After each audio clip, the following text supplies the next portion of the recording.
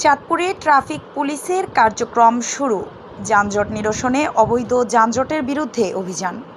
ব্যস্ততম শহর চাঁদপুর যানজটে পরিণত হয়েছে। যানজটের কারণে চরম দুর্ভোগে পড়েছে যাত্রীরা।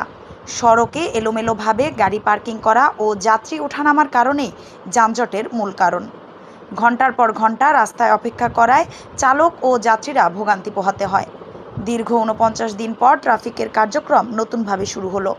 চাঁদপুরের অতিরিক্ত পুলিশ সুপার সদর সার্কেল ইয়াসিন আরাফাতের নেতৃত্বে traffic police Chandpur Baburhat wireless bus stand ও পালবাজার মোড়ে অবস্থান করে অবৈধ যানবাহনের বিরুদ্ধে মামলা দেয়।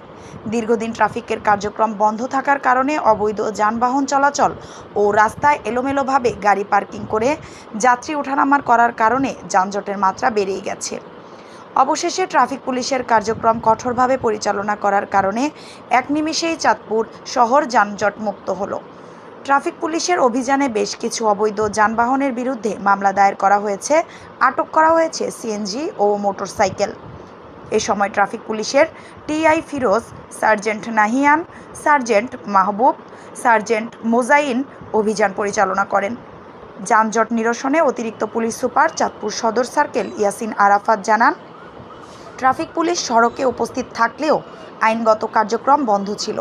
পুলিশ সুপারের নির্দেশে আইনগত কার্যক্রম নতুনভাবে শুরু করা হয়েছে। যে গাড়িগুলো শহরে প্রবেশ করার নয়, সেই গাড়িগুলো অবাধে প্রবেশ করছে। অবৈধভাবে গাড়িগুলো চলাচল করার কারণে যানজট বৃদ্ধি পাচ্ছে। সড়কে বিশৃঙ্খলা তৈরি হচ্ছে, জনদুর্ভোগ বাড়ছে। জনদুর্ভোগ নিরসনে সড়কে শৃঙ্খলা ফিরিয়ে আনার জন্য ট্রাফিক পুলিশের আইনগত কার্যক্রম শুরু হলো।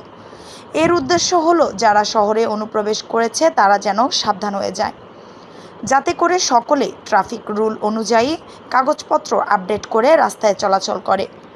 সড়কে এলোমেলোভাবে গাড়ি পার্কিং করে যাত্রী ওঠানামা করার কারণে যানজট সৃষ্টি হচ্ছে।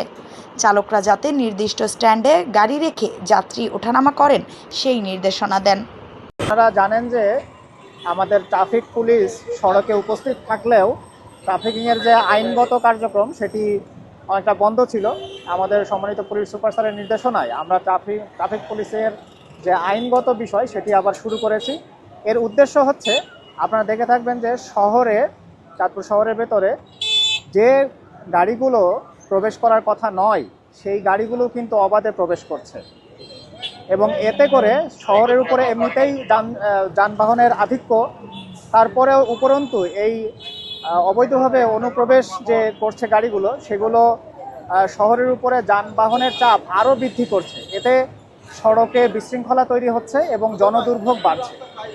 এই জনদুর্ভোগ নিরসনে এবং সড়কে শৃঙ্খলা আনয়নের জন্যই আমাদের ট্রাফিক পুলিশের যে আইনগত কার্যক্রম সেটি আমরা পুলিশ সুপার স্যারের নির্দেশনায় আবার শুরু করেছি।